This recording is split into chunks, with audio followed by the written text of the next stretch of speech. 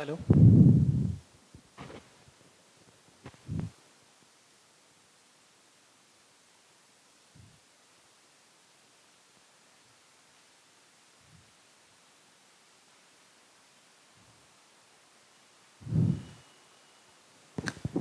Hello, good evening. कैसे हैं आप सभी?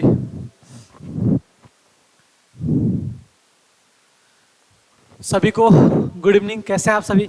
उम्मीद करते हैं आप सही होंगे, स्वस्थ होंगे, मस्त होंगे और ज़बरदस्त होंगे और अच्छे से अपने पढ़ाई को बरकरार दे रहे होंगे, कायम कर रहे होंगे। ठीक है। यानी बच्चों, एक मिनट।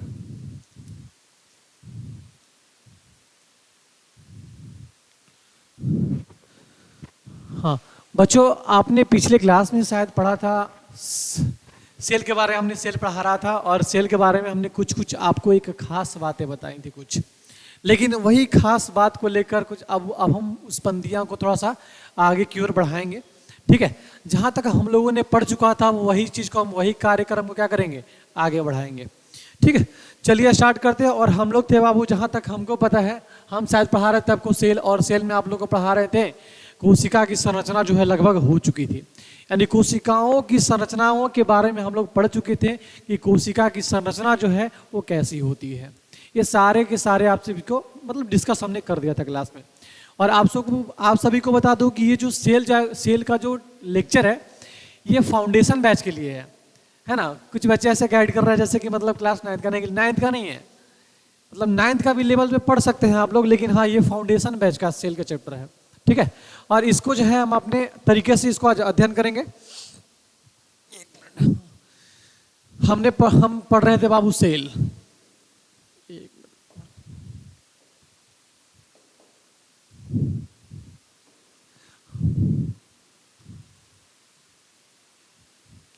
चलिए, हम पढ़ रहे थे सेल के बारे में। यानी सेल, सेल बोले तो जी कोशिका।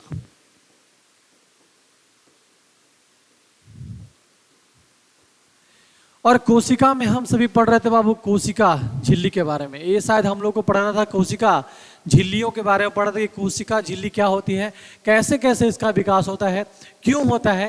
ये सारे के सारे हम जानकारी जो है इस सेशन में डिस्कस करेंगे। ठीक है। हम क्या करें बाबू, इस सेशन में डिस्कस करेंगे। यानी आप सभी, साउंड आ रही है क्लियर ना? यानी अभी तक हम लोगों ने पढ़ लिया कि कोशिका की संरचना क्या होती है, सजीव कोशिका के बारे में पढ़ लिया, निर्जीव कोशिका के बारे में पढ़ लिया, यहाँ तक ये भी पढ़ लिया कि कोशिकाओं का विकास होता कैसे है। उसके बाद हमने ये भी पढ़ लिया कि जो नए कोशिका का निर्माण होता है वो पुराने कोशिका से ही होता है, ये भी हमने पढ़ लिया। लेकिन इसके बाद हम लोग क्या पढ़ेंगे कि अब कोशिकाओं के अंदर भी हमने बताया था कि जीव द्रव्य या फिर साइटोप्लाज्म की प्रोटोप्लाज्म जैसे क्या होती है, कुछ संरचनाएं पाई जाती हैं। लेकिन उसके बाद आगे हम लोग बढ़ेंगे और हम ये भी बताया था आप सभी को कि उसके अंदर कुछ कुछ ऐसी संरचनाएं पाई जाती है जिसको हम लोग क्या बोलते हैं, ऑर्गेनोइड बोलते हैं, है ना। दूसरे को हम लोग क्या बोलते हैं, मेटाप्लास्ट बोलते हैं। और ऑर्गेनोइड के अंदर कौन कौन से आते हैं तो बताए थे आप सभी को हम, इंडोप्लाज्मिक रेटिकुलम, लाइसोसोम, माइटोकॉन्ड्रिया, ये सारे के सारे क्या होते हैं, ये हमारे ऑर्गेनोइड में आते हैं। और मेटाप्लास्ट में हमारे क्या आते हैं, तो मल्ली क्या होता है, वो निर्जीव कोशिका में होते हैं। वो डेड सेल होते हैं, मरे हुए सेल होते हैं, जिसमें वसा होता है, ग्लाइकोजेन होता है, ये सब चीज़ें जो है उसके अंदर ये पाई जाती है। लेकिन आज हम लोग पढ़ेंगे कोशिका झिल्ली के बारे में। एक मिनट।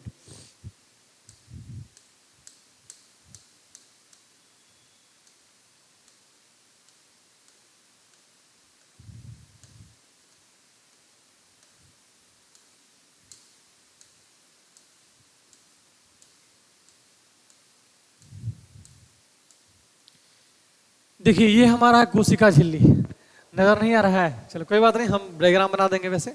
चलो देखिए यहाँ पे हम आज पढ़ेंगे कोशिका झिल्ली के बारे में। यानी कोशिका झिल्ली जो होती है वो क्या होती है, कैसे इसकी संरचना होती है, सारे के सारे on the topic on the board with diagram के साथ। आइए चलिए देखिए यहाँ पे,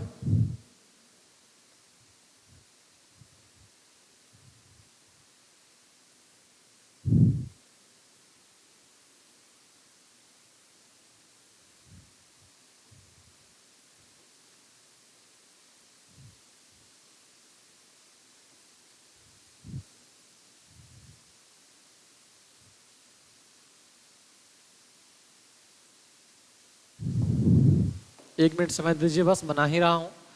और आप लोग को ऐसा नहीं है कि मतलब मैं वो डायग्राम भी थोड़ा सही है, लेकिन ये वाला ज़्यादा डायग्राम जो है ना आपको क्लियरली जो है विजिबल अच्छे से समझ में आएगी ये, ठीक है, क्योंकि हाथ का जो बनाया होता है वो डायग्राम जो है कहीं भी बनता नहीं है जी। चलिए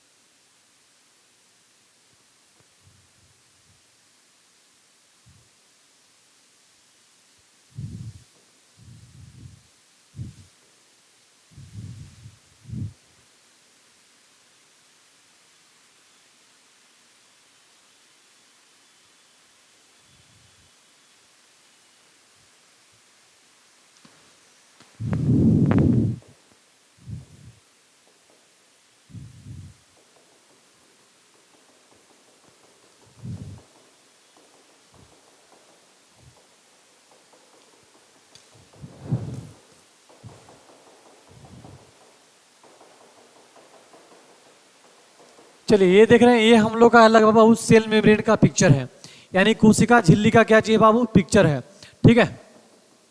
इसके अंदर भी कुछ कुछ द्रव भरे रहते हैं, न्यूक्लियस के अंदर भी कुछ कुछ द्रव, कुछ क्या होते हैं, ये सब के सारे द्रव भरे इसके अंदर रहते हैं, ठीक है।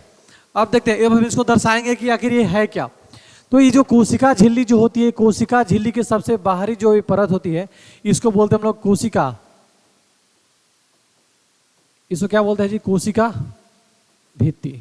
क्या बोलेंगे इसको, कोशिका भित्ति, यानी सेल, इसको क्या बोलते हैं, सेल वॉल, ठीक है। यानी देखिए यहाँ पे कि जो कोशिका झिल्ली के सबसे जो बाहरी झिल्ली होगी उसको हम लोग क्या बोलते हैं, कोशिका भित्ति। लेकिन कोशिका भित्ति के बारे में अभी हम लोग को पढ़ नहीं रहे हैं, अभी हम पढ़ रहे किसके बारे में, तो कोशिका झिल्ली के बारे में। तो ये आपको नजर आ रहा होगा, इसको बोलते हैं हम लोग कोशिका झिल्ली, कोशिका झिल्ली, ठीक है। यानी उसको बोलते हैं हम लोग सेल मेम्ब्रेन, सेल मेम्ब्रेन। अब इसको क्या बोलते हैं, इसको बोलते हैं हम लोग लाइसोसोम, लाइसोसोम, क्या बोलेंगे, लाइसोसोम, लाइसोसोम। ये हमारा क्या है, एक तैलीय संरचना दिखाई दे रहा है, इसको हम लोग क्या बोलते हैं, इसको बोलते हैं माइटोकॉन्ड्रिया, माइटोकॉन्ड्रिया,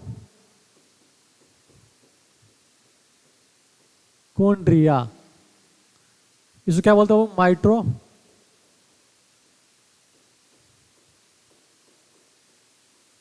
माइटोकॉन्ड्रिया, ठीक है।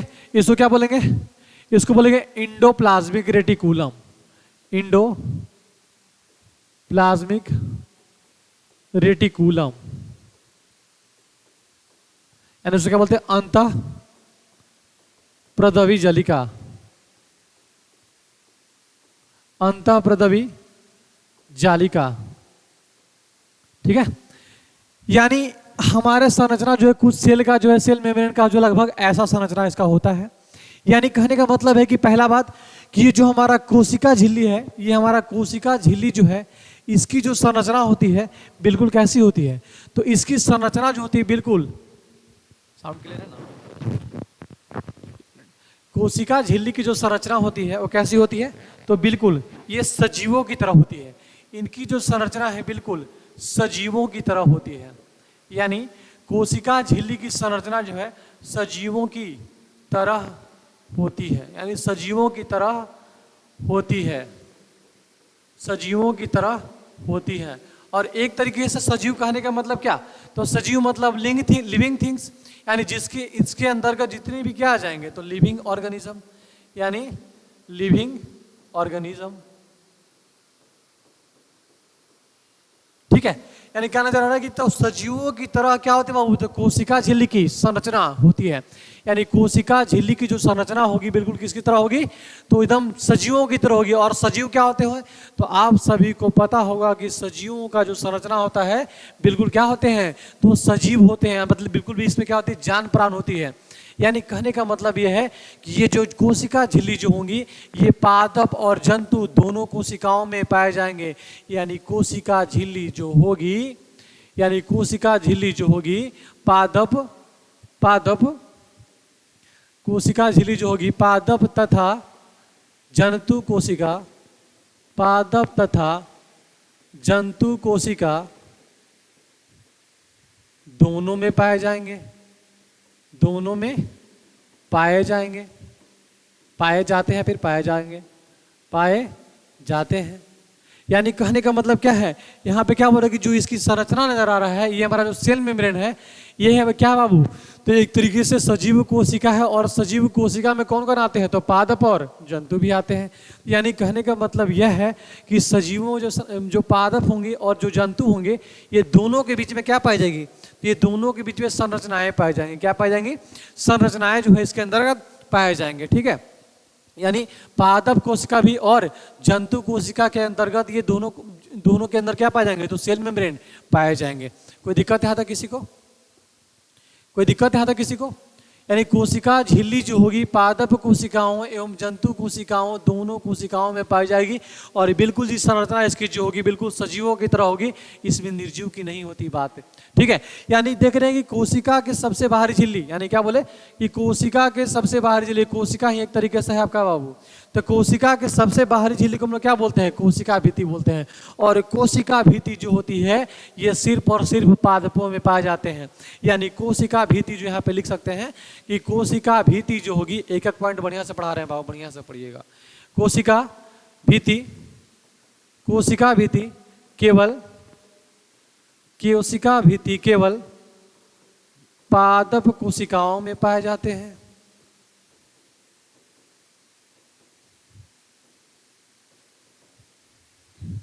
कोशिका भित्ति केवल पादप कोशिकाओं में पाए जाते हैं, पादप कोशिकाओं में क्या होंगे बाबू, पाए जाएंगे। यानी यहाँ पे क्या बोल रहा है, तो जो इसकी जो सबसे बाहरी जो आवरण होती है, यानी इसको बोलते हैं हम लोग डेड सेल, यानी क्या बोलते हैं इसको हम लोग, डेड सेल। जो कोशिका भित्ति जो होती है वो क्या होता है, मरा हुआ सेल होता है, इसमें कोई जान प्राण नहीं होता है, यानी इसके अंदर कोई भी जान प्राण की क्रिया नहीं होती है, इसलिए इस सेल को हम लोग क्या बोलते हैं, डेड सेल बोलते हैं, यानी मरा हुआ सेल बोलते हैं। और मरा हुआ सेल जो होता है वो सिर्फ क्या होता है, पेड़ के छालों में, यानी पेड़ के सबसे बाहरी भाग में पाई जाती है। लेकिन बाहरी भाग में पाए जाने के साथ साथ ये क्या करते हैं, तो आंतरिक कोशिकाओं, यानी आंतरिक कोशिकाओं के साथ साथ, यानी क्या बोल रहा है कि यानी क्या बोल रहा है, ये बाहरी परत में पाई जाती है। यानी कोशिका भित्ति जो होती है, कोशिका भित्ति जो होती है, कोशिका भित्ति जो होती है वो आंतरिक कोशिकाओं को, आंतरिक कोशिका यहाँ पे क्या कर दीजिएगा, आंतरिक कोशिका को सुरक्षा प्रदान करता है, सुरक्षा प्रदान करता है। यानी यहाँ पे हम लोगों ने क्या देखा, यहाँ पे हमने देखा, क्या देखा जी, तो ये कोशिका भित्ति जो होती है सबसे बाहरी आवरण में पाए जाएंगे, यानी सबसे बाहरी परत में पाए जाएंगे। और ये जो कोशिका भित्ति जो होते हैं ये बहुत ही क्या होते हैं, निर्जीव तो होते हैं, लेकिन बहुत क्या होते हैं, स्ट्रांग होते हैं, मजबूत होते हैं। और मजबूत होने के साथ साथ क्या करते हैं, तो ये आंतरिक कोशिकाओं को एक तरीके से क्या करेंगे, तो सुरक्षा प्रदान करने की क्रिया को संपन्न करते हैं। ये आंतरिक कोशिकाओं को ही ना बल्कि ये सेल मेम्ब्रेन को, यानी कोशिका झिल्ली को भी क्या करती है, तो सुरक्षा प्रदान की क्रिया करती है। कोई दिक्कत है यहाँ तक किसी को? कोई भी बच्चा को अगर समस्या हो यहाँ तक तो बोल दीजिए। अब आते हैं आंतरिक भाग में। अब बाहरी भाग पढ़ लिए कि कोशिका भित्ति क्या होती है, हमारी सबसे बाहरी भाग में पाई जाती है, और ये सिर्फ जो होती है पादप कोशिकाओं में पाई जाती है, ना कि जंतु कोशिकाओं में। जंतु कोशिका में एक तरीके से हम एग्जाम्पल के तौर पर पढ़ सकते हैं कि जो जंतु कोशिका की जो सेल होती है वो निर्जीव नहीं होती बाबू, पता है ना। यानी हम एक तरीके से एग्जाम्पल के तौर पर पढ़ सकते हैं कि जो ठंडे के मौसम में हम लोग साल चादर जो भी है, बढ़िया बिस्तर लेदरा फुदरा जो भी ओढ़ लेते हैं हम लोग, वही चीज़ हमारे लिए क्या है, एक तरीके से सुरक्षा कवच है। यानी हमारा एक बॉडी को प्रोटेक्ट करने का कार्य कर रहा है, यानी हमारे शरीर को प्रोटेक्ट करने का कार्य कर रहे हैं। एक तरीके से एग्जाम्पल के तौर पर हम उसको पढ़ सकते हैं, लेकिन ये कहना सही नहीं होगा कि हमारी जो कोशिकाएं हैं वो मृत कोशिकाएं हैं, या फिर हमारे जो बाहरी कोशिकाएं होते हैं उसको हम लोग क्या बोलते हैं, डेड सेल, या फिर कोशिका भित्ति, या फिर सेल वॉल बोलते हैं। ये यहाँ पे कहना सही नहीं होगा। यानी सेल वाल जो होगी सिर्फ किसमें पाए जाएंगे, तो ये पादप कोशिकाओं में पाए जाते हैं, है ना। यानी दोनों संरचनाओं के यहाँ पे हम क्या बना दिए हैं, सेल मेम्ब्रेन बना दिए हैं, पादप का भी और जंतु का भी, और दोनों का समझ लेंगे यहाँ पे तो सारा चीज हमें यहाँ पे क्लियर हो सकता है। अगला यहाँ पे बोल रहे कि देखिए इसके मध्य भाग में जो ये पाए जा रहे हैं इसको हम लोग क्या बोलते हैं जी, इसको बोलते हैं हम लोग केंद्रक। क्या बोलेंगे इसको, इसको बोलते हैं हम लोग केंद्रक। केंद्रक मार्कर थोड़ा सा चेंज कर लेते हैं ताकि थोड़ा सा अच्छा तो चाहिए ना, है ना, ठीक है ना। इसको हम लोग क्या बोलते हैं, केंद्रक, यानी अंग्रेजी में इसको क्या बोलेंगे, न्यूक्लियस। ठीक है, इसको क्या बोलते हैं, न्यूक्लियस। यानी केंद्रक जो होती है सबसे कोशिका के सबसे आंतरिक भागों में क्या होती है, पाई जाती है। यानी सबसे आंतरिक भाग में क्या पाया जाएगा, तो हमारा कोशिका जो है ये पाया जाएगा, यानी केंद्रक जो है ये पाया जाएगा। और यही केंद्रक के जो मध्य वाला भाग दिखाई दे रहा है वाला, यही भाग में क्या पाए जाते हैं, तो यही भाग में पाया जाता है केंद्रक द्रव। क्या पाए जाते हैं, केंद्रक द्रव। इसको हम लोग क्या बोलते हैं, केंद्रक। इसको बोलेंगे हम लोग केंद्रक द्रव्य। इसको बोलते हैं हम लोग केंद्रक द्रव्य। यानी केंद्रक द्रव्य जो होते हैं, केंद्रक और केंद्र कोशिका झिल्ली, यानी केंद्र कोशिका झिल्ली और केंद्र के बीच में जो संरचना पाई जाती है, वही संरचना को हम लोग क्या बोलते हैं, केंद्रक द्रव बोलते हैं। क्या बोलते हैं उसको हम लोग, केंद्रक द्रव बोलते हैं। ठीक है, और ये सारे के सारे जो संरचनाएं तैर रहे हैं, इस सब चीजों को हम लोग क्या बोलते हैं, जीव द्रव बोलते हैं। क्या बोलेंगे बाबू इसको, इसको बोलते हैं हम लोग जीव द्रव्य। क्या बोलेंगे इसको, जीव द्रव्य। यानी इसको बोलते हैं प्रोटोप्लाज्म। प्रोटोप्लाज्म यानी इसके अंदर देख रहे हैं कि हम सेल मेम्ब्रेन के, सेल कोशिका झिल्ली के अंतर्गत ये सारे के सारे ऑर्गन जो है तैर रहे हैं। जैसे इसका नाम रखा है हमने माइटोकॉन्ड्रिया, इसको बोला लाइसोसोम, इसको इंडोप्लाज्मिक रेटिकुलम बोला, और इसमें भी 2 प्रकार के होते हैं, है ना। तो इसमें हम क्या देखें कि यहाँ देखिए कि जो केंद्रक जो होता है, केंद्रक के सबसे मतलब बाहरी भाग में क्या पाया जाता है, छोटे छोटे कण पाए जाते हैं, जिसको हम लोग क्या बोलते हैं, तो केंद्रक द्रव बोलते हैं। और यही केंद्रक द्रव के साथ यहाँ पे नजर आ रहा होगा कि यहाँ पे रास्ता नजर आ रहा है, यहाँ पे नजर आ रहा है रास्ता जी। ये तीनों भाग में हमको रास्ते नजर आ रहे हैं, और इस रास्ते को हम लोग बोलते हैं क्या, क्या बता सकते हैं, इस रास्ते को हम लोग बोल सकते हैं क्या जी, केंद्रक छिद्र बोलते हैं इसको हम लोग। क्या बोलेंगे इसको, यहाँ पे दर्शा दे रहे हैं, यहाँ पे जगह थोड़ा सा बचा हुआ है, यहाँ पे इसको क्या बोलते हैं बाबू, केंद्रक छिद्र बोलते हैं इसको हम लोग। क्या बोलेंगे इसको, केंद्रक छिद्र बोलेंगे। यानी इसको हम लोग बोलते हैं केंद्रक छिद्र। यानी केंद्रक के अंदर जो भी आवाजाही का निर्माण होता है, यानी जो भी आने जाने की प्रक्रिया होती है, वो नियंत्रण कौन करता है, तो हमारा कोशिका झिल्ली करता है। कौन करेगा, कोशिका झिल्ली करेगा। कौन करेगा बाबू, तो कोशिका झिल्ली करेगा। और इसके अंदर देख रहे कि हमारे बहुत सारी संरचनाएं जो है एक साथ क्या हो रहे हैं, तो दौड़ रहे हैं। दौड़ रहे मतलब कि एक तरीके से एक दूसरे के संपर्क में संबंधस बना रहे हैं, और ये संबंधस बना करके अपनी क्रियाओं को संपन्न करते हैं, और संपन्न करने के साथ साथ ये अपने भोजन या फिर जो भी चीज करना हो, ये सारे के सारे एक दूसरे के संपर्क में आकर ही क्या करते हैं, इस क्रिया को संपन्न करते हैं। यहां तक दिक्कत किसी को, ये सब इसके अंतर्गत जितने भी द्रव पाए जा रहे हैं इसको हम लोग बोलते हैं लाइसोसोम। ये सब ऑर्गेनेल है, इसको हम लोग क्या बोलते हैं, ऑर्गेनेल। इसको बोलते हैं ऑर्गेनेल। और ऑर्गेनेल जो होते हैं ये चारों तरफ जीव द्रव में जो होते हैं वो तैरते ही रहते हैं, एक तरीके से क्या रहेंगे, तैरते रहेंगे, संक्रमण करते रहेंगे, है ना। ये सारे का सारा जो काम है ये सब हमारा सेल मेम्ब्रेन का है। अब देखते हैं सेल मेम्ब्रेन के बारे में कुछ खास बातें। हमने पहला कहा कि सजीवों की तरह क्या होती है, कोशिका झिल्ली जो होती है इसकी संरचना जो होती है बिल्कुल सजीवों की तरह होती है। यानी ये पादप तथा जंतु कोशिकाएं ये दोनों में पाए जाएंगे, यानी ये पादप तथा जंतु कोशिकाएं दोनों में पाए जाते हैं। दूसरा खास बात हमने क्या कहा, दूसरा हमने कहा कि कोशिका भित्ति केवल पादप कोशिकाओं में ही पाया जाता है। यानी कोशिका भित्ति जो है सबसे बाहर जो परत पाई जाएगी उसको हम लोग बोलते हैं कोशिका भित्ति। और कोशिका भित्ति जो होता है इसके सबसे बाहरी परत में पाई जाती है। यानी कोशिका भित्ति जो होगी वो क्या होगी, तो सेल मेम्ब्रेन के सबसे बाहरी परत में पाई जाएगी। और ये सबसे खास बात ये है कि ये सबसे आंतरिक कोशिकाओं के, जितने भी इसके अंदर आंतरिक कोशिकाएं हैं सबको क्या करते हैं, तो सुरक्षा प्रदान करते हैं। यानी सबको क्या करेंगे, तो सुरक्षा प्रदान करने की क्रिया को संपन्न करते हैं। कोई दिक्कत यहाँ तक किसी को। अगला बोलते हैं कि कोशिका भित्ति जो होती है वो आंतरिक कोशिकाओं क्या करती है, तो सुरक्षा प्रदान करती है। लेकिन अब हम लोग सेल के बारे में कुछ मुख्य बातें जानेंगे, खास बात जानेंगे। पहला क्या बोलते हैं कि कोशिका झिल्ली जो होती है, कोशिका झिल्ली जो होती है, कोशिका झिल्ली जो होती है, कोशिका झिल्ली लिपिड, कोशिका झिल्ली lipid plus protein, lipid plus protein. यानी कोशिका जो होती है लिपिड प्लस कर देते हैं, लिपिड और प्रोटीन की मिलकर बनी होती है। लिपिड और प्रोटीन की मिलकर बनी होती है, लिपिड और प्रोटीन की मिलकर बनी होती है। और इसलिए इसी को हम लोग क्या बोलते हैं, यानी लिपिड प्लस प्रोटीन से मिलकर बना होता है, यानी लिपिड प्लस प्रोटीन से मिलकर बना होता है, यानी लिपिड प्लस प्रोटीन से मिलकर बना होता है। इसलिए इसको हम लोग क्या बोलते हैं, लिपोप्रोटीन बोलते हैं। क्या बोलते हैं, लिपोप्रोटीन। यानी इसको हम लोग क्या बोलते हैं, लिपोप्रोटीन। यानी हम लोगों ने देखा कि कोशिका झिल्ली जो होता है लिपिड और प्रोटीन से मिलकर बना होता है, इसलिए इसको हम लोग क्या बोलते हैं, लिपोप्रोटीन भी कहते हैं। अगला हम कह रहे हैं कि जो कोशिका झिल्ली जो होती है ये क्या होती है, अर्धपारागम्य होती है। यानी कोशिका झिल्ली जो होगा वो अर्धपारागम्य या चयनात्मक पारागम्य होती है। चयनात्मक पारागम्य होती है, पारागम्य होती है। यानी क्या बोले यहाँ पे कि कोशिका झिल्ली जो होगा वो अर्ध पारागम्य या फिर चयनात्मक पारागम्य होते हैं। यानी इसको बोल सकते हैं सेमी परमिएबल मेम्ब्रेन। क्या बोल सकते हैं बाबू इसको, सेमी परमिएबल मेम्ब्रेन। एमी होता है, ऐसा लगता है कि सेमी परमिएबल मेम्ब्रेन। यानी कहने का मतलब है कि जो हमारा सेल मेम्ब्रेन जो होंगे, यानी कोशिका झिल्ली जो होगी, उसको हम लोग बोल सकते हैं क्या, सेमी परमिएबल मेम्ब्रेन।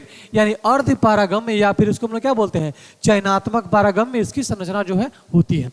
अगला बात खास इसमें है कि कोशिका भित्ति जो होती है, कोशिका झिल्ली जो होती है, कोशिका झिल्ली जो होती है, कोशिका झिल्ली की मोटाई, कोशिका झिल्ली की मोटाई 75 एंगस्ट्रम होती है। यानी कोशिका झिल्ली का जो मोटाई होगा वो 75 एंगस्ट्रम होगा, है ना, एंगस्ट्रम होगा। यानी कोशिका झिल्ली की जो मोटाई हुई कितना होगा, तो 75 एंगस्ट्रम होगा। और यहाँ तक खास बात ये भी है कि कोशिका झिल्ली जो होती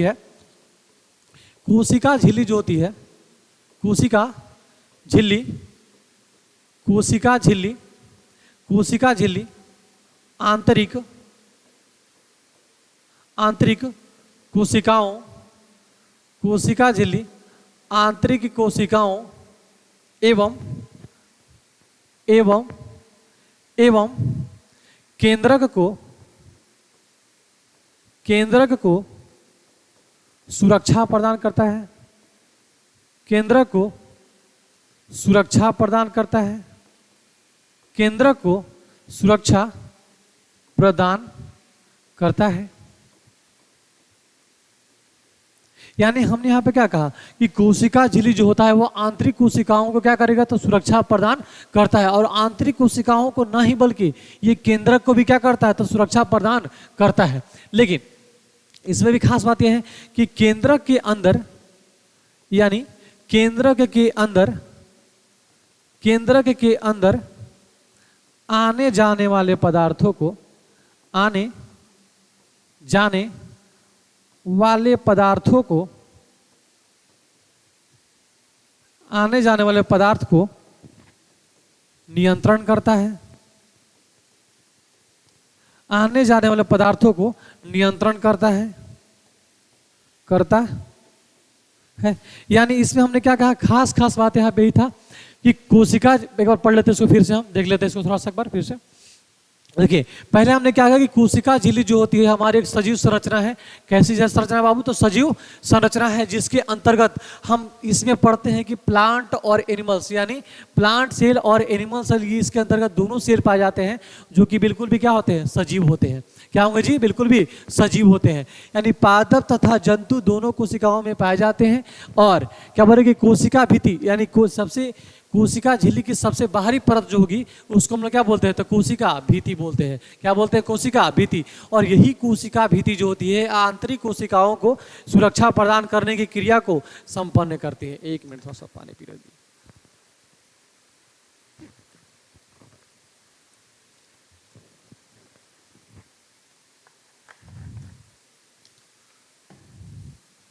हाँ, देखते हैं हम लोग क्या बोले कि कोशिका भित्ति जो होती है आंतरिक कोशिकाओं को एक तरीके से क्या करेगी, तो सुरक्षा प्रदान करने की क्रिया को संपन्न कर दी है। दूसरा खास बात इसका है कि कोशिका भित्ति जो होती है वो अर्ध आंतरिक कोशिकाओं को सुरक्षा प्रदान करती है। यानी कोशिका भित्ति के अंदर जितने भी सेल वाला सेल मेम्ब्रेन आएंगे या फिर जितने भी उसके अंदर जीव द्रव्य आएंगे, जितने भी उसके अंदर ऑर्गेनॉइड आएंगे, वो सारे का देखभाल कौन करेगा और सारे का ये उस सब का सुरक्षा प्रदान कौन करेगा? तो कोशिका भित्ति। कौन करेगा? कोशिका भित्ति। अब देखते हैं कि कोशिका भित्ति जो होता, कोशिका झिल्ली जो होता है हमारा, वो लिपिड और प्रोटीन से मिलकर बना होता है। यानी कोशिका झिल्ली जो होगा हमारा, वो लिपिड प्लस प्रोटीन से मिलकर बना होगा, इसलिए इसको हम लोग क्या बोलते हैं? लिपोप्रोटीन बोलते हैं। क्या बोलते हैं इसको हम लोग? लिपोप्रोटीन कहते हैं। यानी कहने का मतलब है कि इसको हम लोग, यानी कोशिका झिल्ली को हम लोग अर्ध पारागम्य भी कहते हैं और इसको चयनात्मक पारागम्य भी, और अंग्रेजी में भी बोले तो सेमी परमिएबल मेम्ब्रेन इसको हम लोग कहते हैं। कोई दिक्कत यहाँ तक समझ में सबको आ रहा है? अगर कहीं भी अगर समझने में कोई समस्या हो तो टेलीग्राम चैनल आपका है, वहाँ पे अगर आप लोग मैसेज कीजिएगा तो हमको भी अच्छा लगेगा और आपका डाउट भी क्लियर होगा। इसलिए बेहतर यही है कि अगर कहीं भी टॉपिक में अगर आपको समझने में समस्या है तो आकर के ऑन द स्पॉट, क्लास में तो नहीं आ सकते हैं, आ जाइए कम से कम वहीं पे, है ना। टेलीग्राम चैनल पर आइए आप लोग और उस चैनल पे आ करके आप लोग जो है मैसेज करना सीखिए और वहाँ पे हमसे डाउट क्लियर कीजिए। ठीक है, जो भी समस्या हो हम समस्या का समाधान करने के लिए तैयार है बाबू, हम आपके लिए रेडी हैं, तो आप भी हमारे लिए क्या रहिए? रेडी रहिए। ठीक है, चलिए, क्योंकि हमसे तुम हैं, तुमसे हम, आपसे हम हैं और हमसे आप हैं, और आपके बिना हम नहीं और हमारे बिना आप भी नहीं, है ना। यानी क्या बोल सकते हैं हम लोग कि तुमसे हम हैं और हमसे तुम हो, तुम्हारे बिना हम नहीं और हमारे बिना तुम भी नहीं। ठीक है, इसलिए पहले हम लोग पढ़ाई को यहाँ पे कर लेते हैं, उसके बाद फिर अगर डाउट सेशन आए तो टेलीग्राम चैनल पे आप लोग आ सकते हैं। चलिए, इसके बाद हमने क्या देखा कि कोशिका झिल्ली की जो मोटाई होगी इसको हम लोग बोलते हैं 75 एंगस्ट्रम। यानी एंगस्ट्रम जो होता है एक तरीके से यूनिट है। क्या है बाबू? यूनिट है। यानी यूनिट कहने का मतलब क्या कि यूनिट यह है कि जैसे हम लोग फोर्स का ऐसा ही मात्रा लिखते हैं, क्या बल का ऐसा ही मात्रा क्या लिखता है? न्यूटन लिखते हैं हम लोग। तो न्यूटन को हम लोग एन से सूचित करते हैं, तो वैसे ही यहाँ पे इसकी जो मोटाई होती है इसको एंगस्ट्रम में सूचित करते हैं हम लोग, और इसको हम लोग क्या लिखते हैं? ए लिखते हैं। ठीक है, क्या लिखते हैं इसको? ए। उसके बाद हमने कहा कि कोशिका झिल्ली जो होती है आंतरिक कोशिकाओं को एवं केंद्रक को सुरक्षा प्रदान करती है ना। उसके बाद हमने कहा कि जितने भी, तो बता ही दिए पॉइंट भाई। अगला कि केंद्र के अंदर आने जाने वाले पदार्थों को नियंत्रण कौन करेगा? यानी पदार्थ के केंद्र के अंदर जितने भी पदार्थ जो होते हैं आते रहते हैं या फिर जाते रहते हैं, वो सबका नियंत्रण कौन करेगा? तो सिर्फ और सिर्फ हमारा कोशिका झिल्ली करेगा। कौन करेगा? कोशिका झिल्ली। यानी कोशिका झिल्ली जो होती है सिर्फ जंतुओं में ही पाए जाते हैं, इसका कोई दूसरा खास लोकेशन नहीं होता है। अगला कुछ हम अपने पीडीएफ में भी देख लेंगे। जैसे हमने देखा कि हमारा क्या है? कोशिका झिल्ली है ना, और कोशिका झिल्ली के अंदर सब हमने देख लिया, सब सारे देख लिया। हाँ, लेकिन इसमें एक खास बात आते हैं। देखिए एक बार और छूट गया है। देखिए यहाँ पे जैसे पिक्चर देख रहे थे यहाँ पे, ये कोशिका झिल्ली के अंतर्गत ये ना, इसको इस जो कोशिका झिल्ली के अंतर्गत जो द्रव भरे हुए हैं, यही द्रव को देने वाले कोई और वैज्ञानिक था, जिनका नाम क्या था जी? कहाँ गया? यहाँ पे एक पट और लिख लेंगे कि कोशिका झिल्ली के संबंध में, कोशिका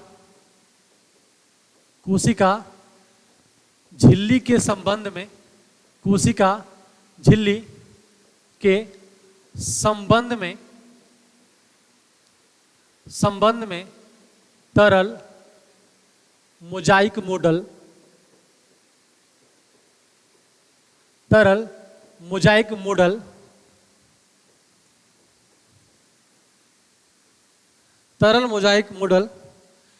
सिंगर एवं निकोलसन ने दिया था। कौन दिया था जी? सिंगर एवं निकोलसन ने दिया था। निकोलसन ने दिया था। यानी कहने का मतलब ये है कि जो इसके अंदर जो हमारा सेल मेम्ब्रेन है, ये जो हमारा सेल मेम्ब्रेन है, इसके अंदर जो तरल द्रव पाए जाते हैं, वही तरल द्रव का खोज किसने किया था बाबू? तो उसका नाम था, क्या नाम था? सिंगर एवं निकोलसन। कौन था? तो सिंगर एवं निकोलसन नामक वैज्ञानिक ने क्या किया था? तो कोशिका झिल्ली के अंतर्गत पाए जाने वाले तरल द्रव का क्या किया था? उन्होंने खोज किया था। ठीक है, कोई दिक्कत? आप देखिए आगे, इसमें कुछ और तो बचा हुआ नहीं है, इसको पढ़ लेते एक बार। क्या बोल रहे? कोशिका झिल्ली है ना। यहाँ पे क्या बोल रहा है कि कोशिका झिल्ली एक निश्चित आकृति एवं आकृति भीतरी संरचना में बाहरी संरचनाओं से, बाहरी आघातों से क्या करती है? बचाव करती है। यानी हमने पहले ही बोल चुका आपको कि जितनी भी हमारे पास कोशिका झिल्ली जो होंगे वो क्या करेंगे? तो आंतरिक कोशिकाओं को सुरक्षा प्रदान करेंगे। ये बोले कि यह कोशिका के अंदर आने जाने वाले पदार्थों को नियंत्रण करता है। ठीक है, बोला कि एक पॉइंट और है कि कोशिका द्वारा होने वाला प्रसरण तथा विसरण की क्रिया कोशिका झिल्ली में क्या होती है, संपन्न होती है। यानी कहने का मतलब है कि जाइलम और फ्यूलम द्वारा इसके भी क्या होती है, क्रिया को जो संपन्न किया जाता है। यानी पौधे जो होते हैं अपना भोजन जो होते हैं वो जाइलम और फ्यूलम के द्वारा क्या करते हैं, संपन्न करते हैं। ठीक है, कोई दिक्कत यहाँ तक किसी को, सबको समझ में आ गया है तक, सारे के सारे बच्चे ठीक है, खुश हैं सब, चलिए अच्छी बात है। चलिए इसके बाद कोशिका झिल्ली में किसी को समस्या दोस्त नहीं ना, कोशिका झिल्ली में किसी को तो समस्या नहीं होगा। अब आते हैं हम किस पे, तो कोशिका भित्ति पे। किस पे आएंगे, कोशिका भित्ति पे। यही पे डाल लेते हैं हम कोशिका भित्ति, यानी हम लोग क्या डाले बाबू, इसको हमने डाला कोशिका भित्ति। अब हम यहाँ पे क्या पढ़ेंगे, कोशिका भित्ति, कोशिका भित्ति। इसको आज खत्म ही कर देते हैं। कोशिका भित्ति क्या है बाबू, तो एक तरीके से इसको हम लोग क्या बोलते हैं, सेल वॉल बोलते हैं, सेल वॉल यानी कोशिका भित्ति। यानी ये जो संरचना है, यानी इसको थोड़ा सा वे में ही लिखा करके पढ़ा दे रहे हैं, क्योंकि डायग्राम जो है थोड़ा सा दिखाना पड़ेगा। देखिए देखिए, आप देखना चाहे तो आप लोग कोशिका भित्ति का डायग्राम देखिए, ये हमारा कोशिका भित्ति है। ये कोशिका भित्ति हमारा नजर आ रहा होगा ना, यानी कोशिका भित्ति जो है सबसे क्या हो रही है, ये बाहरी परत में पाए जा रहे हैं। यानी यहाँ से लेकर के यहाँ तक क्या है हमारा, ये कोशिका भित्ति, यानी लेयर बाय लेयर जो होते हैं, एक तरीके से परत बाय परत जो होते हैं इसके अंदर ये चढ़े हुए होते हैं। यानी लेयर बाय लेयर जो होते हैं ये क्या होते हैं, परत के अंदर ये चढ़े हुए होते हैं। ठीक है, यानी परत की ओर क्या होते हैं, चढ़े होते हैं, और सबसे आंतरिक भाग जो होते हैं उसी को हम लोग क्या बोलते हैं, कोशिका झिल्ली बोलते हैं। यानी हमारा जो कोशिका भित्ति जो होगा, क्या होगा बाबू, जो हमारा कोशिका भित्ति जो होगा, यानी कोशिका भित्ति, कोशिका भित्ति कोशिका के, कोशिका भित्ति कोशिका के सबसे, कोशिका भित्ति कोशिका के सबसे बाहरी सतह, बाहरी सतह या परत पर पाई जाती है, परत पर पाई जाती है, पाई जाती है। यानी यहाँ पे क्या हमने कहा कि कोशिका भित्ति जो होती है कोशिका के सबसे बाहरी सतह या फिर बाहरी परत में पाई जाती है। यानी कोशिका भित्ति जो होगा ये सेल की सबसे बाहरी outer layer, outer most layer side पे क्या हो जाएंगे, ये पाए जाएंगे। यानी कोशिका भित्ति जो होगी सबसे बाहरी आवरण में ये क्या होते हैं, पाए जाते हैं। यानी आपने देखा होगा कि मान लीजिए यहाँ पे क्या है, पौधा है ना, क्या है, पौधा है, और ये पौधा का जो सबसे बाहरी जो ये स्टीम है, इसका जो ये क्या बोलते हैं इसको, ब्रांच है, और इसके ब्रांच के जो सबसे बाहरी भाग जो होते हैं, यही ब्रांच जो होते हैं एक तरीके से लेयर बाय लेयर जो होते हैं इस पे चढ़े हुए होते हैं, जिसको हम लोग क्या बोलते हैं, जिसको हम लोग बोलते हैं कोशिका भित्ति। और यही कोशिका भित्ति जो होती है, देखिए ध्यान से, इसकी कोशिका भित्ति की संरचना, इसको भी देख लीजिए यहाँ पे कि कोशिका भित्ति की संरचना, कोशिका भित्ति की संरचना,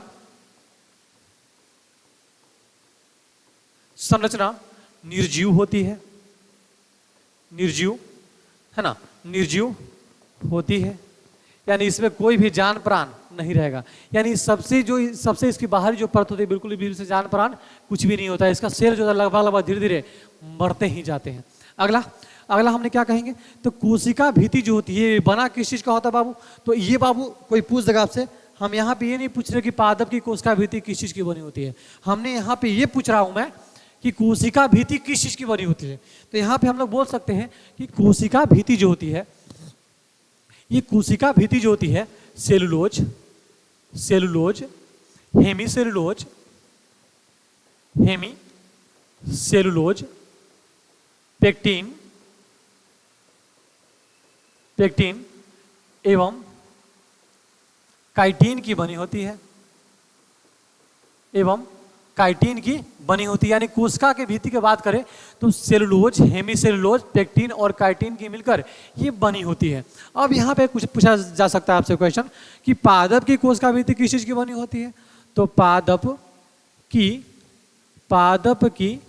कोशिका भित्ति, पादप की कोशिका भित्ति यानी सेल वॉल है ना, hemicellulose, hemicellulose plus cellulose, hemicellulose plus cellulose से मिलकर बनी होती है, से मिलकर बनी होती है, बनी होती है। यानी यहाँ पे हमने क्या कहा कि पादप की जो कोशिका भित्ति होती है सेलुलोज सॉरी हेमीसेलुलोज और सेलुलोज से मिलकर बनी होती है। लेकिन आपको एग्जाम में यानी कंपटीशन के एग्जाम में अधिकतर जो पूछे जाएंगे बाबू आपको ये सेलुलोज ही पूछे जाते हैं, यानी हेमीसेलुलोज जो होगा वो न के बराबर जो होती है पूछे यहाँ पे जाते हैं। इसलिए अगर एग्जाम में क्वेश्चन रहे कि पादप की कोशिका भित्ति किस चीज़ की बनी होती है तो क्या मार रहे हैं हम लोग को, तो सेलुलोज मार लीजिएगा आप लोग, ठीक है। अब ये क्या करता है, तो कोशिका भित्ति जो होता है ये आंतरिक कोशिकाओं को सुरक्षा प्रदान करेगा। इसके बाद हम लोग पढ़ते हैं कि कवक, यानी कवक मतलब क्या होता है जी, फंगी। फंगी मतलब क्या कवक होता है, फंगी। और फंगी यानी कवक की कोशिका भित्ति, कवक की कोशिका भित्ति, कवक की कोशिका भित्ति किस चीज की बनी होती है, तो कवक की कोशिका भित्ति काइटिन की बनी होती है, काइटिन की, यानी CHITIN, काइटिन की बनी होती है ना। यानी क्या बोलेंगे कि कवक की कोशिका भित्ति काइटिन की बनी होती है। कोई दिक्कत यहाँ तक किसी को। इसके बाद दूसरे में भी आता है कि शैवाल, यानी शैवाल मतलब क्या होता है, तो अलगी। क्या होगा, शैवाल मतलब अलगी, यानी अलगी की जो कोशिका भित्ति जो होती है, अलगी की कोशिका भित्ति, अलगी की कोशिका भित्ति, ठीक है, वो किस चीज की बनेगी बाबू, तो बनती है बाबू किसकी, तो पेक्टिन की बनती है। किसकी बनती है, यहाँ पे लिख लीजिएगा, ये बनती है पेक्टिन की, पेक्टिन यानी PECTIN, यानी पेक्टिन की क्या होती है, मिलकर बनी होती है। यहाँ पे हमने देखा कि पादपों की जो कोशिका भित्ति होती है वो सेलुलोज की मिलकर बनी होती है और हेमीसेलुलोज की मिलकर बनी होती है। दूसरा हमने कहा कि कवक की जो कोशिका भित्ति होती है वो काइटिन से मिलकर बनी होती है। लेकिन तीसरा हमने क्या कहा कि शैवाल, यानी शैवाल जो होता है अलगी होता है, शैवाल की कोशिका भित्ति जो होती है वो पेक्टिन यानी पेक्टिन से मिलकर क्या होती है, ये बनी होती है। कोई दिक्कत यहाँ तक किसी को, यानी शैवाल इसकी जो कोशिका भित्ति जो होगी वो किस चीज की बनी होगी बाबू, तो काइटिन से मिलकर बनी होती है।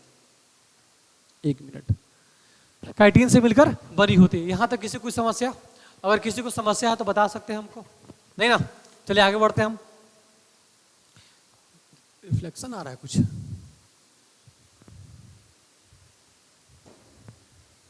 चलिए कोई बात नहीं, पढ़ाई करना हो सकता है, कोई दिक्कत नहीं। चलिए देखते हैं इसके बाद कि हमने देखा कि अब देखिए हम यहाँ थोड़ा सा देखेंगे कि बैक्टीरिया की कोशिका भित्ति। कभी कभी पूछ देता है कि बैक्टीरिया मतलब क्या होता है जी, तो बैक्टीरिया का मतलब होता है जीवाणु। क्या होगा, तो जीवाणु। और जीवाणु की जो कोशिका भित्ति होती है, जीवाणु की कोशिका भित्ति, जीवाणु की कोशिका भित्ति, जीवाणु की कोशिका भित्ति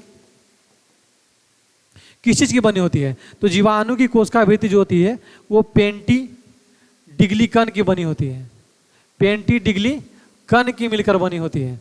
यानी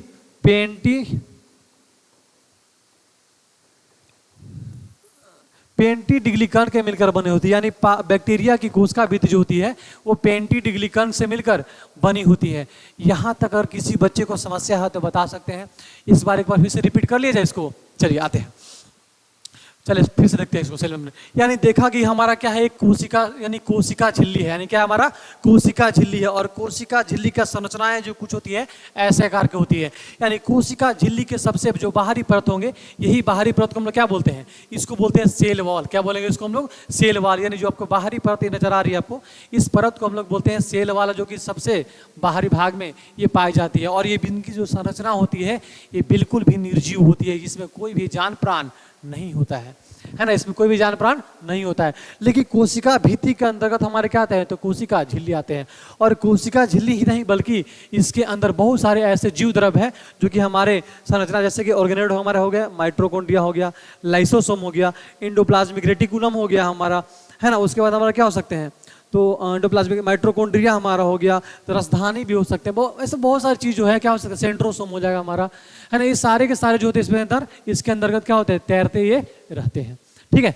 और यही जो सबसे बाहरी झिल्ली जो होता है इसको हम लोग क्या बोलते हैं, कोशिका भित्ति। और ये आंतरिक झिल्ली जो नजर आ रहा है बोला आपको, इसको बोलते हैं कोशिका झिल्ली। और यही कोशिका झिल्ली जो होता है इसके अंदर जो होते हैं ये पदार्थ का आवाजहान होता है, यानी ये पदार्थ जो होता है यही कोशिका छिद्र के सहारे, यानी केंद्रक छिद्र के सहारे क्या होते हैं, तो पदार्थ इसके अंदर आने जाने की क्रिया को नियंत्रण कौन करता है, तो कोशिका झिल्ली। कौन करेगा, कोशिका झिल्ली। यानी यहाँ पे इसको हम लोग पढ़ लेते हैं एक बार। बोला कि सजीवों यानी कोशिका झिल्ली की संरचना जो होती है बिल्कुल सजीवों की तरह होती है, यानी लिविंग स्ट्रक्चर होता है, और पादप तथा जंतु कोशिका ये दोनों में पाए जाते हैं। यानी कोशिका झिल्ली जो कह रहा है कि कोशिका झिल्ली जो होंगे ये पादप और जंतु ये दोनों कोशिकाओं में क्या होंगे, ये पाए जाएंगे। अगला क्वेश्चन क्या बोल रहा है कि कोशिका भित्ति केवल पादप कोशिकाओं में पाए जाते हैं, यानी कोशिका भित्ति किससे पाया जाएगा, तो सिर्फ और सिर्फ पादप कोशिकाओं में ही पाए जाएंगे। अगला कि कोशिका भित्ति जो होती है वो आंतरिक कोशिकाओं को सुरक्षा प्रदान करती है, यानी क्या करेगा, तो आंतरिक सेलों को क्या करते हैं, तो सुरक्षा प्रदान की क्रिया को संपन्न करते हैं, यानी आंतरिक कोशिकाओं को क्या करेंगे, तो सुरक्षा प्रदान क्रिया करेंगे। अगला कि कोशिका झिल्ली जो होते हैं लिपिड प्लस प्रोटीन से मिलकर बने होते हैं, यानी क्या बोले कि कोशिका झिल्ली जो होता है लिपिड और प्रोटीन से मिलकर बना होगा, जिसको हम लोग क्या बोलते हैं, लिपोप्रोटीन बोलते हैं। क्या बोलते हैं इसको हम लोग, लिपोप्रोटीन बोलते हैं। और बोलते हैं कि कोशिका झिल्ली जो होगा हमारा वो अर्ध पारागम्य होता है। कैसा होगा बाबू, अर्ध पारागम्य होगा, या फिर इसको हम लोग चयनात्मक पारागम्य बोलते हैं, और अंग्रेजी में बात करें तो सेमी परमिएबल मेम्ब्रेन इसको हम लोग कहते हैं। ठीक है, पूरे कोशिका झिल्ली की मोटाई जो लगभग होती है वो 75 एंगस्ट्रम होती है। कितना होगा बाबू, 75 एंगस्ट्रम होगा।